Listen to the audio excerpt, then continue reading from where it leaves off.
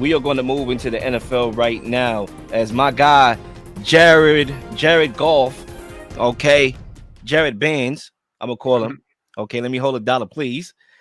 He just got paid, and he got paid big time. 4 years, $212 million.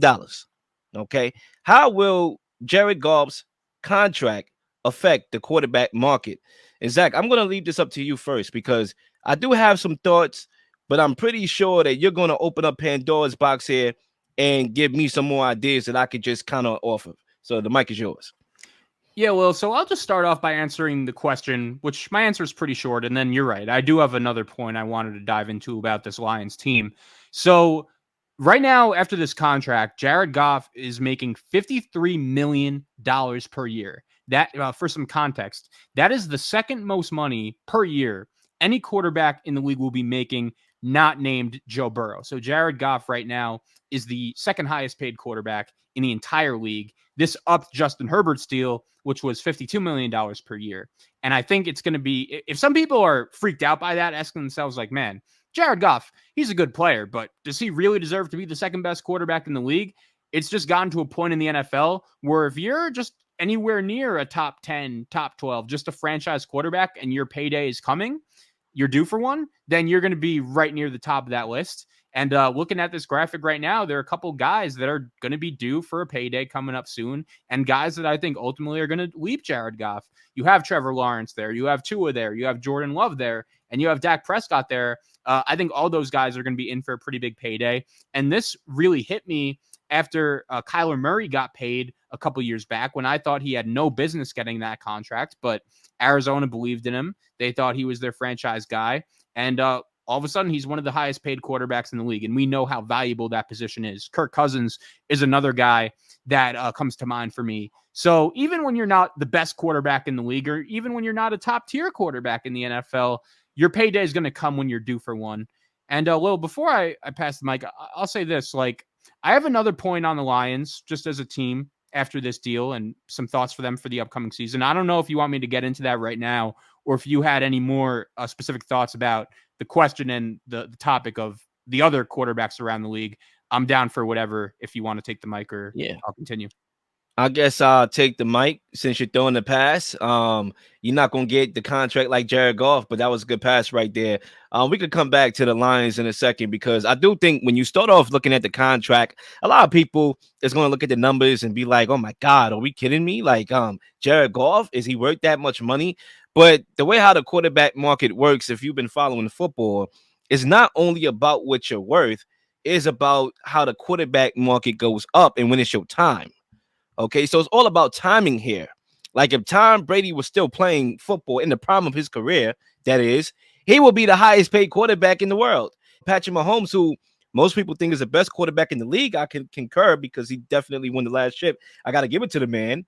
Okay, he will be the highest paid. He's not. Okay, why is that? Because of the timing when it's your turn to get paid.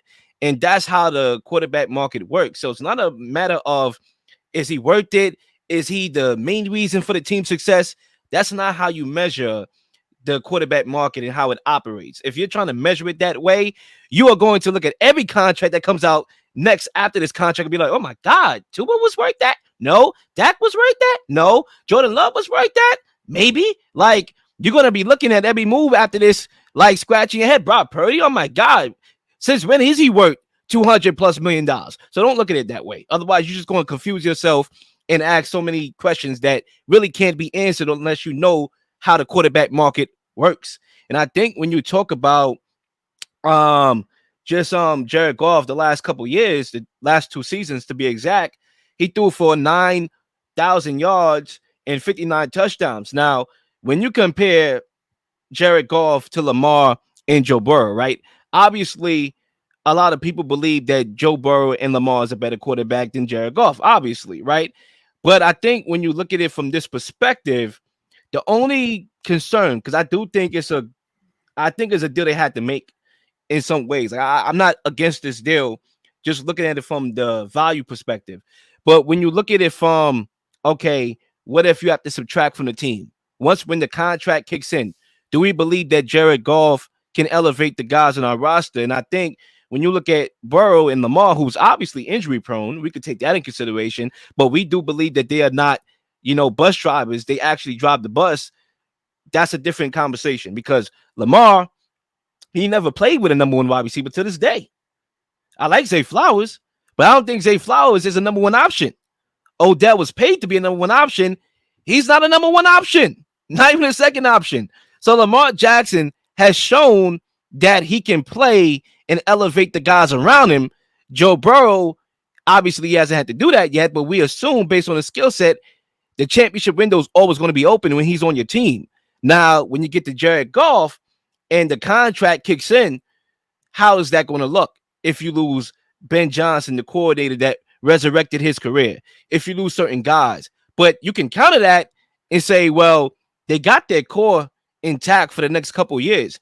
You're looking at Amon-Ra St. Brown, who just got paid. You're also looking at Penei Sewell, who just got paid, the offensive lineman. So, and they just drafted Gibbs. Like he has, and they drafted Gibbs. He's on a rookie deal. So you're talking about $440 million in extensions over three players. So that could be a conversation in itself. But they did an excellent job via draft the last couple of years with Brad Holmes and free agency. I thought they arguably were winners in free agency, bolstering a position of need, which is a secondary. So, I don't think you could really fault this move. If you do, you're looking at it from, you don't believe Jared Goff is that dude, but that's not how the quarterback market operates. Yeah. Before I get into my point on the Lions, I thought you made some good ones there. I'm just thinking about it. Like, Trevor Lawrence, Tua, and Jordan Love, three of the guys in that graphic, I expect their teams to lock them up, maybe with not as big a deals as Jared Goff just got, because, Goff is more proven. He just got to an NFC championship game.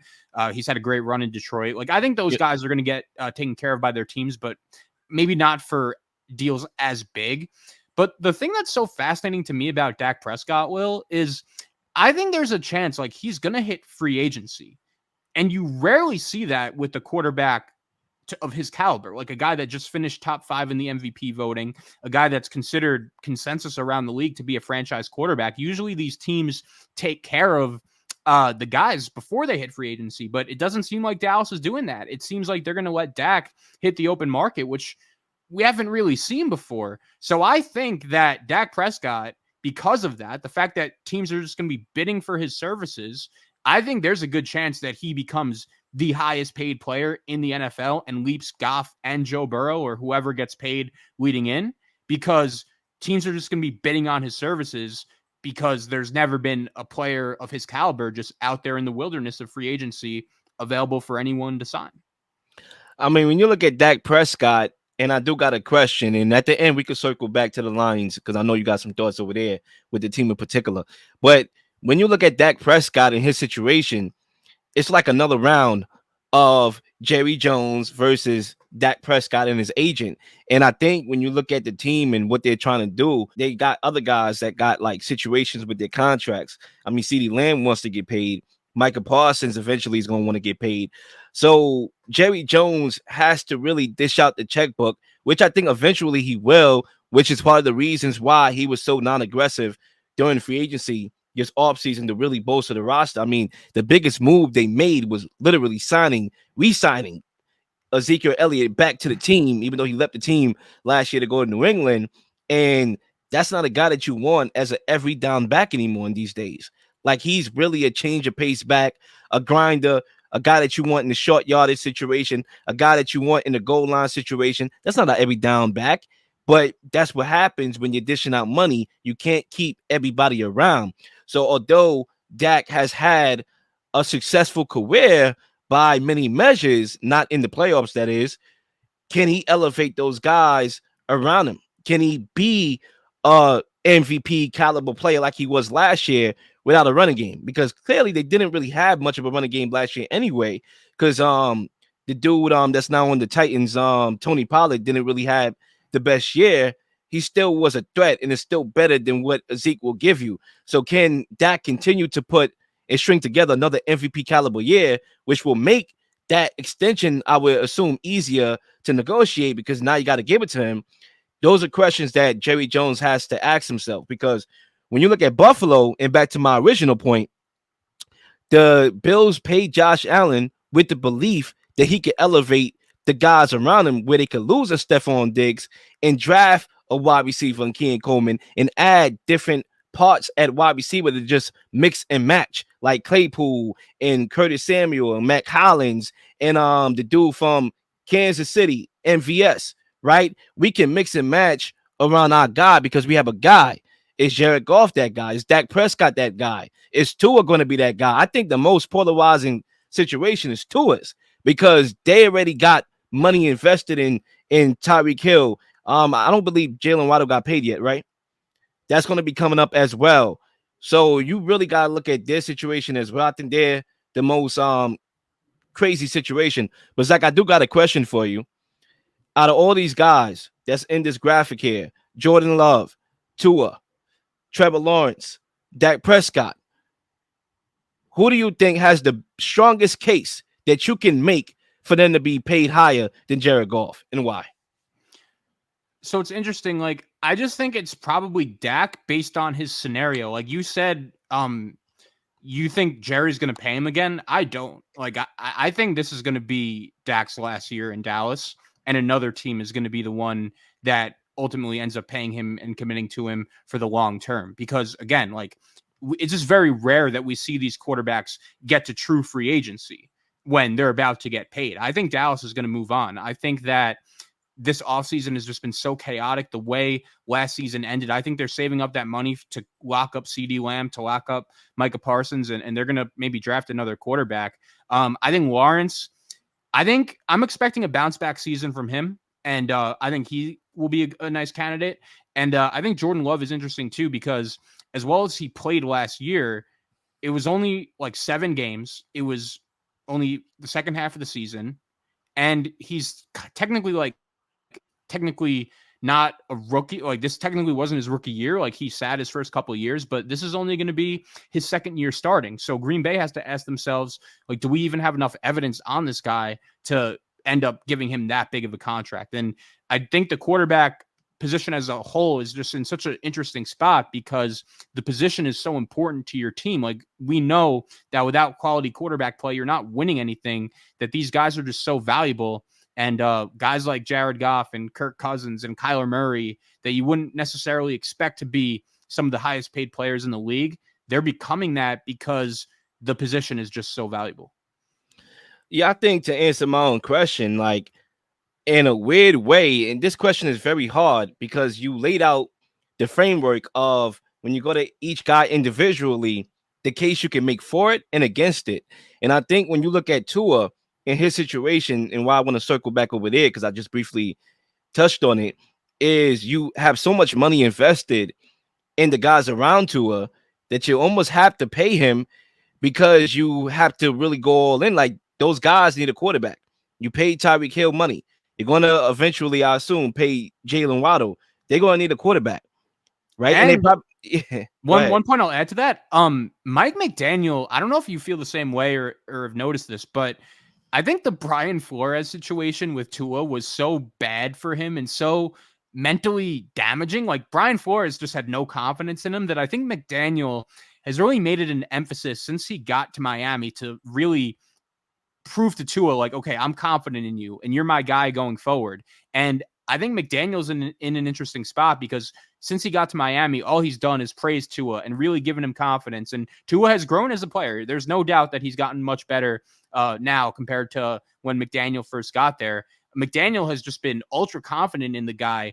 I don't think he can move on from him either, because that would be going against everything he's said about him since he arrived in Miami.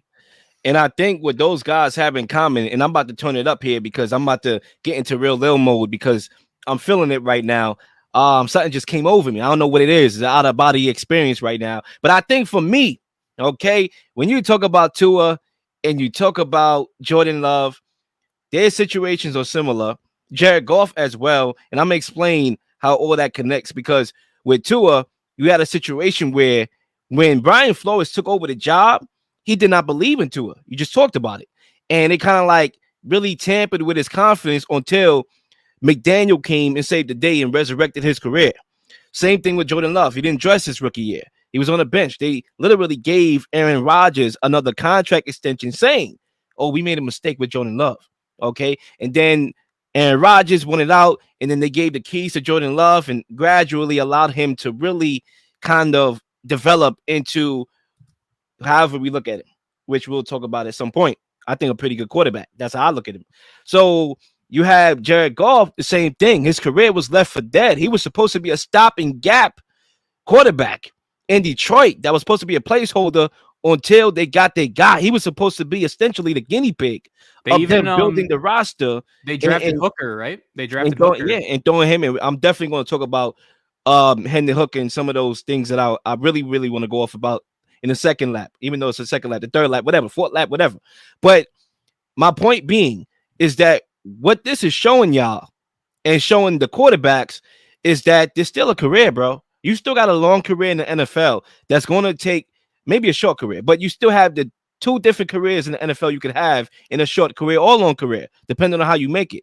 Geno Smith got a contract, okay, that was like a 3-year deal, pretty good money for a guy that was buried on the bench for 10 years. Baker Mayfield was left for dead, had to go and hop on a plane to link up with Sean McVay in a day to play. And he ended up going to Tampa off the clearance rack and got himself a pretty good contract. Jared Goff just landed himself a really, really good contract. And I think Tua could do the same thing. I think Jordan Love could do the same thing. But now we get to Dak Prescott. And his situation is different because he was always placed in a great situation. Ever since he was drafted, he was put in a great situation with Hall of Fame tight ends, with great wide receivers. Now the question is, where's the chip at?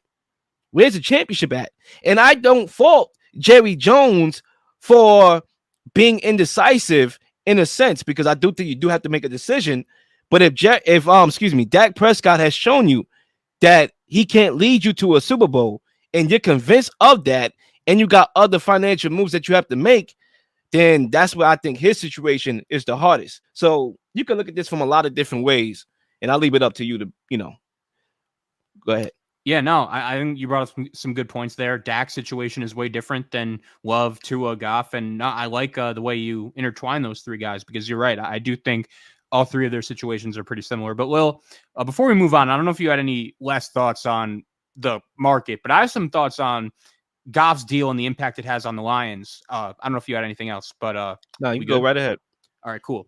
So I had some thoughts on this Goff deal, and let me say this, after the 2020 season, when Matthew Stafford and the Lions mutually agreed to part ways and seek trade options, many people forget that they were two teams that were heavily interested in trading for Matthew Stafford and making a deal with the Lions. One of them was the Rams. Of course, that's where he ended up winning a Super Bowl there. And the other was the 49ers. And both of them offered the Lions similar draft capital in return. But it turns out the reason why Matthew Stafford got traded to the Rams instead of the 49ers was because the Lions had their pick of the litter. They could have Jared Goff, or they could have Jimmy Garoppolo. I heard about that. And they rightfully picked Jared Goff over Jimmy G. Dan Campbell, Brad Holmes, they made the right evaluation there. Both of them had contracts that weren't really viewed around the league that were that great. And we know what happened to Jared Goff in LA. You hinted at it, right? He's the former number 1 overall pick. He struggled as a rookie under Jeff Fisher. Sean McVay comes to LA, really turns his career around. They get to a Super Bowl. But then a few years later, McVay just gave up on that guy. And I think Dan Campbell and this Lions regime, they've really given Goff a lot of confidence, similar to Tua and McDaniel, honestly, since the day he arrived in Detroit, Goff did. And I think it's really worn off on him. You could see that Goff has really taken control of this locker room. He's the captain of the team. And I thought he was phenomenal in the playoffs last year. He threw for 279 yards per game, 4 touchdowns, 0 interceptions. I also thought the Lions defense was not particularly great. So Goff had not a lot of room for error, unlike a lot of the other top defenses that were left late in those playoffs.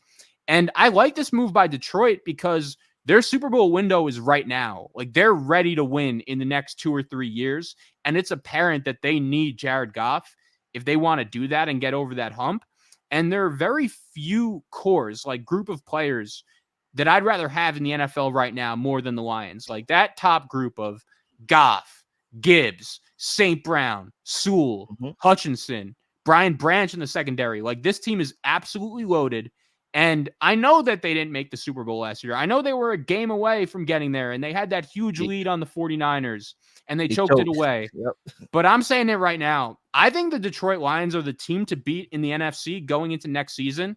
I think they have the revenge on their minds, and I think they're in for an absolutely monstrous season, and I can't wait to watch them play. And it's funny because although I like the Lions and I think they will be good, I feel the same way how you feel about the Lions, about the Packers. And I think when you talk about Jordan Love's situation, it's, do you want to? Because look, I think if anything, remember in my first lap when I talked about how when you pay a guy and he's over the salary cap, like he's taking at least like 15% of the salary cap. First of all, by the way, and I saw this online. I just can't remember who I saw it from. So I do want to cite my sources, but I don't remember who. I'll figure it out and maybe I threw something in the comments or whatever. Be like, I got it from whatever. But there was an article, somebody who wrote an article, and it made sense that outside of Patrick Mahomes, who takes up 13% of the salary cap with Kansas City, nobody has won a Super Bowl taking that much of the cap. And Jared Goff was taking that much of the cap. So the reason why is because you have to build a team. You have a pie. I call it a pie, a football pie, where you have to kind of like dish out the pie. The wide receivers got to eat. The linemen to protect the quarterback got to eat. You got to build the defense. You got to build from the inside out. However you build your team. I do it from the inside out. And you're going to lose guys when your quarterback gets that money. And then you got to replace guys. And then you trusting in your quarterback to elevate the guys around him. With the Packers situation, because they have always been so good, first of all, they got a bunch of young wide receivers who they don't got to worry about paying right now. And even if it came a point where they had to, because they never take a first round wide receiver anyway, and they're very good at finding wide receivers. I don't think if Jordan Love is that dude, I don't think they will have a problem ever building around Jordan Love. And they have their formula of how they want to do things. They pay him now and they will place him later. And when I mean later, it'll be soon, right? Like 10 years. They have their plan of how they do things and why, they're able to be a consistent, team that, is relevant. And I think with Trevor Lawrence situation, this is where it's unique for me because out of all these guys here, he was projected to be the best quarterback here in this picture, period. I mean, Jared Goff was a number 1 overall pick too, but he didn't get the same love and hypeness that a guy like Trevor Lawrence have. Do the Jaguars still view him as that guy and will pay him as such, although he hasn't shown that? That's another question that I think we have to ask ourselves. Yeah, and I think this season is huge for him. Like, he needs a bounce back year because there was no doubt the way last season ended was super disappointing. I do think the situation is good, with Doug Peterson. Expect ETN to get another step forward. I like the drafting of Brian Thomas from LSU. They signed Gabe Davis. I know they lost Ridley, but I still think it's a good situation for Lawrence. And yeah, this is a huge year for him. He has to bounce back. I got one more point that I want to make, and then Zach, I'll leave it up to you to respond or bring us home. The thing that I don't like, and I was going to save this for a take for 99, but I got so many options because I have like 5 that I could go with in my head. I'm like, all right, this is expendable. I'm going to use it right now. I don't like the fact that we have these talented backup quarterbacks that's not going to see the light of day. Because now that Jared Goff got paid, he's locked down for 4 years. You look at a guy like Hendon Hooker, who, I did that take for 99. A couple months ago, or maybe a year ago, where I talked about him potentially having a career resurrection like Geno because he hasn't even got to literally have a career yet. He's been on the bench with the ACL injury. This was a guy who was about to win the Heisman Trophy. Okay, he has the intangibles. He could throw the deep ball. He has good accuracy. He has good timing. Almost won a Heisman Trophy. He tears his ACL, and he's a backup quarterback. Kind of reminds me of Michael Penix in his situation with the Falcons, a guy who was on the big stage, the college football playoff, the national championship game. And he looked good in the college football playoff. Didn't look too good in the national championship game, but he's having a great year, Heisman candidate, and he tears his ACL, and that kind of messes it with his, stock a little bit. And he's on the bench, going to be on the bench for 4 years behind Kirk Cousins. I just don't like seeing these teams that know that they don't need these guys and they had those guys on their roster. And I think if you're the Lions, do you trade Hendon Hooker? Do you trade him to a team like the Giants? If you're the Giants, do you make a play for Hendon Hooker because you don't believe in Daniel Jones, and you could kind of have Hendon Hooker as your future plan after Jones leave? Do you make that move? And if you're the Lions, is it more valuable to lose a 6th-round pick or a 5th-round pick or a 7th-round pick for a backup quarterback? Or do you think in this day and age of the NFL, backup quarterbacks are more valuable on the roster? So, that's my point. I think it's a great one. And I was actually going to bring up the Giants. Like, if I'm them, I'm trading for Hendon Hooker right now. Like, I think they will regret not drafting a quarterback in this draft, because I've said this a bunch on the show. I think Brian Daboll, we know the team isn't going to win much this year. So Brian Daboll needs to show ownership, a reason to keep him around. And I think taking in a quarterback like Hendon Hooker and him showing flashes, which I think we both agree, like he's capable of doing with a good coach like Brian Daboll, I think him playing well would give ownership a reason to bring back Brian Daboll and say to themselves, like, okay, this guy knows what he's doing with the quarterback position. He's grooming a young guy. Maybe that's a reason why we keep Daboll around. If I'm the Giants, I'm on the phone right now, maybe even offering Detroit more than whatever Hooker's value is right now to go make that move, because I think it makes a lot of sense. I know they brought in Drew Lock, but they don't believe in Daniel Jones. We know Drew Lock isn't the long-term answer. Brian Daboll needs something to mold at that quarterback position, and I think Hendon Hooker is a name that makes a lot of sense. And I like the Penix comparison too. I think they have a lot in common. Please like and subscribe for all the up-to-date content. You've been slinging shows left and right, slinging content left and right. Please don't miss anything. If you do, like, subscribe, leave a comment, leave a question, something you may want to answer, something you may have. All ideas are great ideas. Nothing's a dumb question.